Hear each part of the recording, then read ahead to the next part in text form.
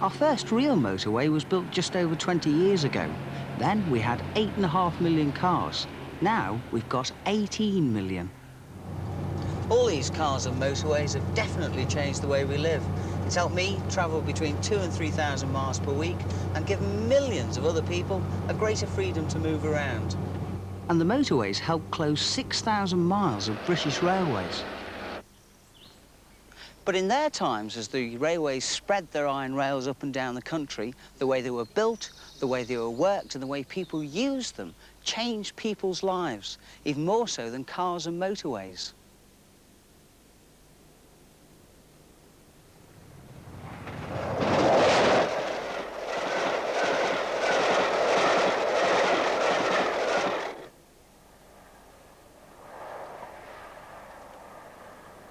The story really begins here, on a line which still joins Liverpool and Manchester. Along here ran the first regular passenger service, the first intercity trains. At the beginning of the 19th century, Liverpool and Manchester were growing fast. Manchester was the centre of the textile industry, with new factories and machines driven by steam. And Liverpool had become one of Britain's busiest ports. Links between the two towns became very important. There was at that time one main road, now the A57. And there were several canals. The road couldn't carry really heavy goods and it cost you. They charged a toll. The canals were good for carrying weight, but they took roundabout routes and the owners put up their charges every year. Businessmen felt they needed a faster and cheaper form of transport, so they got together and decided to build a railway as straight as possible between the factories of Manchester and the port of Liverpool. And they gave the job to George Stephenson. He was to be the engineer in charge of the whole works. Even today, it would be a difficult line to build, but at that time, some of the problems seemed impossible. This train is crossing Chat Moss, 4 miles of marsh near Manchester. They still cut peat here today, and you can see just what the problem was. Sopping. Oh, we've been trying to drain this land for 150 years, and as you can see, it's still wet. Stephenson was determined to build a railway across it. Engineers said it couldn't be possible. Anything put on top of this bog would just disappear and sink away. In one spot, the workmen poured in earth and stones day after day for 3 months, and the marsh just swallowed it up. So they tore down trees and laid them crisscross over the bog. On the trees, they put more rubble and stones. And then, the rails. The track was really floating on the marsh. They took 3.5 years to build the 4 miles of Chat Moss, but it held firm and it still holds today. At the other end of the line, Stephenson had quite a different problem. Olive Mount, a solid stone hill. With only picks and shovels and crude gunpowder, the men cut their way through. The marks of the chiselling can still be seen. Since then, the cutting has been widened, but at first it was just 20 feet across with 2 lines of track.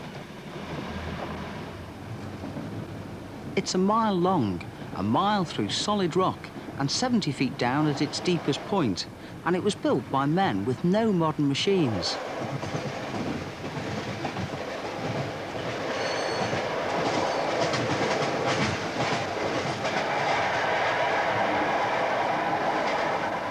The railways were built with simple tools and sheer strength.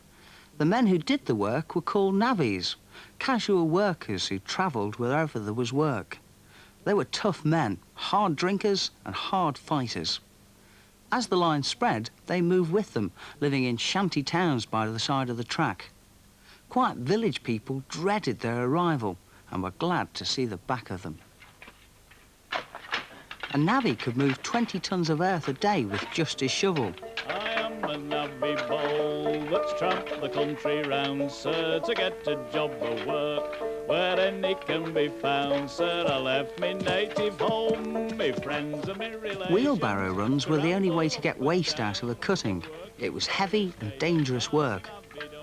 On the line from Liverpool to Manchester, the navvies moved 3.75 million cubic yards of earth, stone and rubble, just for 30 miles. Imagine what that meant as the railway spread in the following years.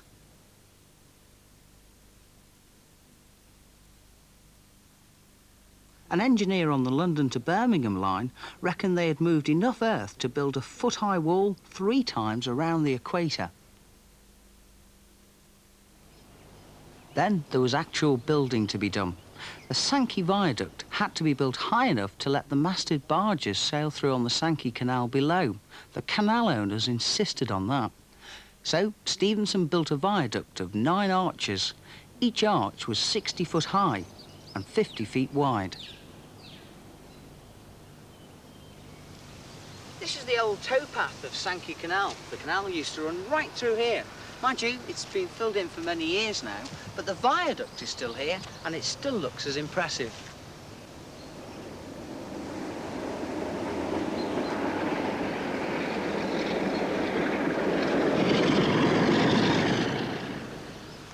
The people behind the railway not only wanted to make money, they wanted to be part of a grand enterprise. They wanted the buildings to look stunning so as they could really show pride in what they were doing.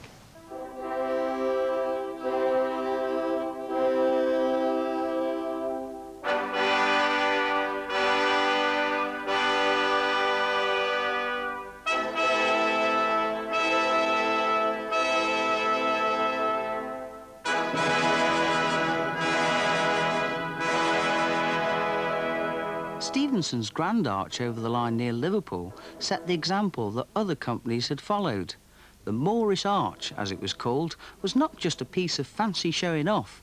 It housed stationary steam engines.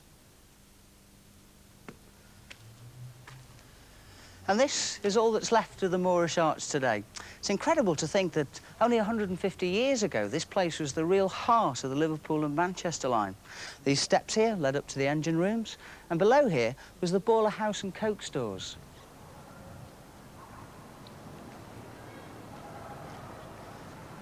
The engines were here so that cables could pull up trains from the docks. The winding mechanism was built under the tracks here, so that a system of pulleys in here could pull a train 1.5 miles away through that middle tunnel from the docks. To get down to the docks, the trains just roll down the slope by gravity. We don't often think of stationary engines. We always think of locomotives, engines on wheels. But in the early days of the Liverpool and Manchester line, no one was quite sure of the best possible way to move trains around with fixed or moving engines. So they decided to set up a competition. The company advertised locomotive trials at Rainhill. They offered £500 to the engine which was the most successful. Replicas of the original engines have recently been built. At Rainhill, there were 3 serious competitors. Sanspareil was built at the Stockton and Darlington Railway by Timothy Hackworth.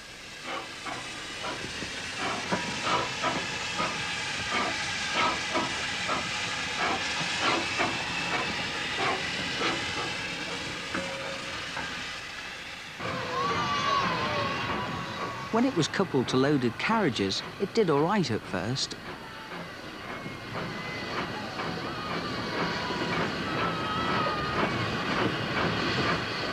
It managed 14 miles an hour for 2 hours, but then it developed a crack in the cylinder and had to retire.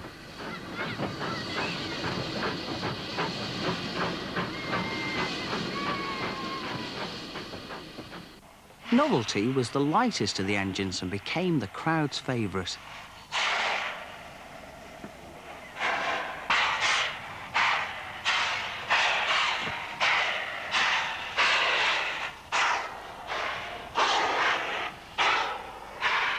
This explosive little machine managed a speed of 30 miles an hour, but it too broke down.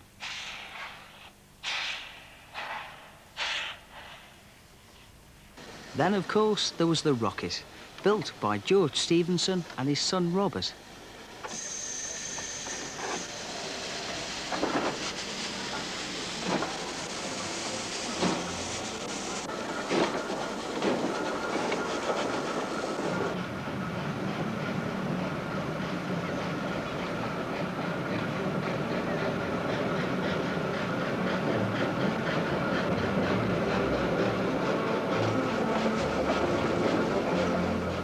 It managed unloaded speeds of 32 miles an hour and ran 70 miles with carriages at about 16 miles an hour.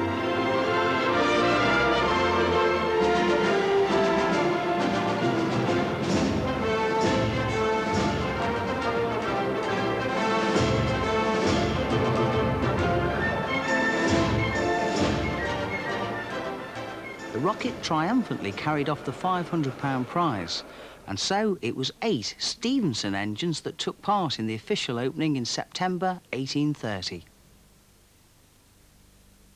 The orders for the visiting guests on that day were detailed and clear, and the enginemen had clear instructions on how to signal by flags, how to start and how to stop. Speed limits and distances between trains were laid down exactly.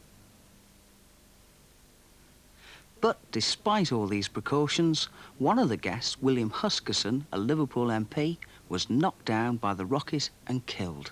The death emphasised the need for strict control of passengers and very strict discipline for staff. For railwaymen, a thick rule book was introduced, and anyone disobeying it was either fined or sacked.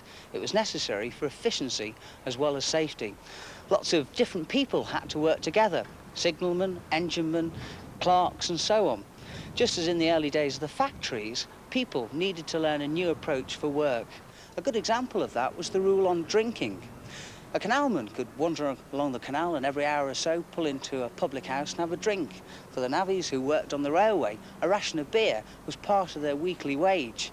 But for railwaymen, drink was absolutely forbidden. Anyone found drinking was given the sack.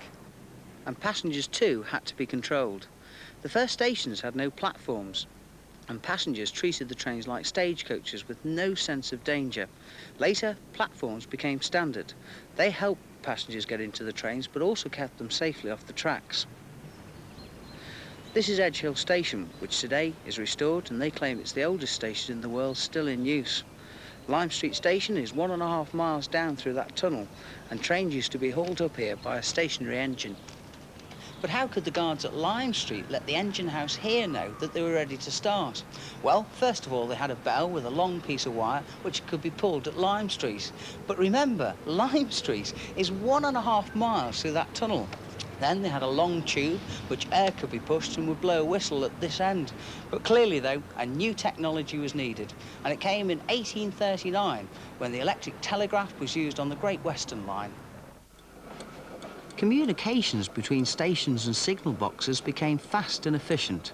A network using Morse code spread across the country. It was started for the railways, but was soon used for all kinds of information and news. News agencies got a great boost. More and more news in local papers came from the national agencies based in London. By the end of the 19th century, the railway network was so dense and the trains so fast that daily papers printed in London could be seen in most provincial towns by morning. The railway was helping to make the world a whole lot smaller. Local differences were being ironed out. For example, time. This sundial, displayed here in Manchester's Liverpool Road Station, was accurate enough for telling the times of the trains locally, but nationally it was no good at all, as sundials tell different times in different places. Cornish time was 20 minutes behind London time. So, for a national rail timetable to work, that's one thing they had to sort out. In the end, all clocks were standardised to match London time, which became known as railway time. A single standard over the country, ignoring local differences. The station at Liverpool Road, Manchester is no longer in use, but it's being restored and rebuilt. This was the first passenger terminal ever. In here came the first Manchester passengers holding one of these, a handwritten ticket issued by the clerks at the Society's offices. Everything was run as though it had been run for travel on stagecoaches. The first-class passengers had their own separate entrance to the station, their own comfortable waiting room, and believe it or not, their own grand stairway up into the trains. Soon enough, they'll have it looking like it was in 1830. A railway director was asked about travel for the poorer classes. He said, "We will probably send carriages once a day, perhaps with merchandise. Carriages of inferior description at very slow speed. And perhaps, too, it may only be done at night." The first-class trains on the Liverpool and Manchester line were quite separate from the second class. They ran at different times and travelled non-stop. The first-class carriages were just like 3 stagecoaches joined together, and like on a stagecoach, the luggage was strapped on top, and also up there, that's where the guard sat to keep an eye out. This smashing replica was built 50 years ago. People used to climb up using folding steps, as in the beginning they had no platforms, but inside, sheer luxury. Oh. Heaven knows how they did it. Oh. As you can see, inside, 6 well-upholstered seats with comfy armrests. Oh, quite relaxing, really. Fare at that time was 7 shillings per person, which is half the cost of travelling by road and twice as fast. Mind you, second class was something completely different. Here you go. Blue boxes, they were called, and this is one of them. Very uncomfy way of travelling. In their heyday, they used to have hard wooden seats in here, and not only would you have to get all your friends in, but you'd also have to get all your luggage in as well. And, yes, no roof. Yes, not only would you get extremely wet, but there was also the likelihood of you being showered by hot ash and soot which came out of the locomotive in front. Mind you, this particular locomotive is the oldest working one in the world.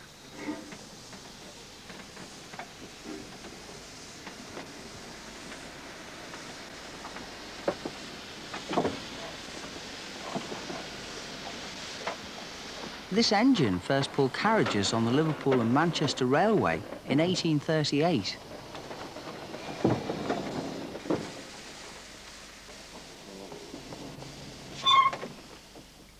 Within 20 years of opening the Liverpool and Manchester line, millions of people who'd never been more than a day's walk away from the home had travelled far and wide. The age of mobility had definitely arrived.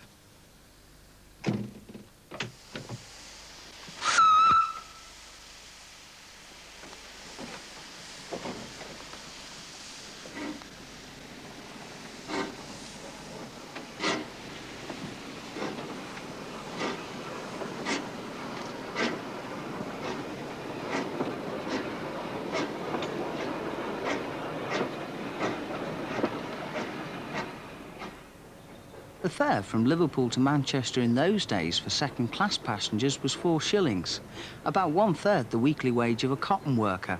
Still, there was no shortage of travellers, especially as later on the fares got cheaper.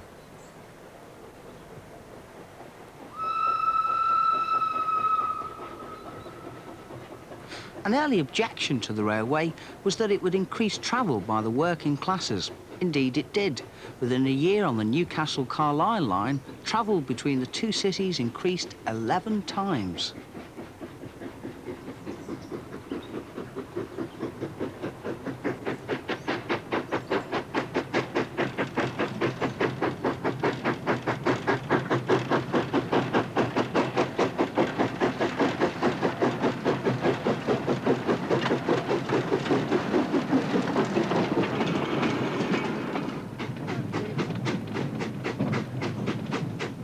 Day excursions for ordinary people became cheap and easy. Seaside resorts like Blackpool and Brighton became popular.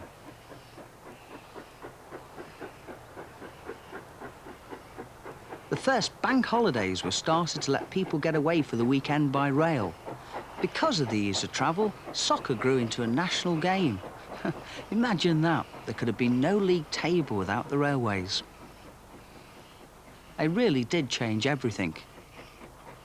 The writer John Ruskin said, "Your railroad, when you come to understand it, is only a device for making the world smaller."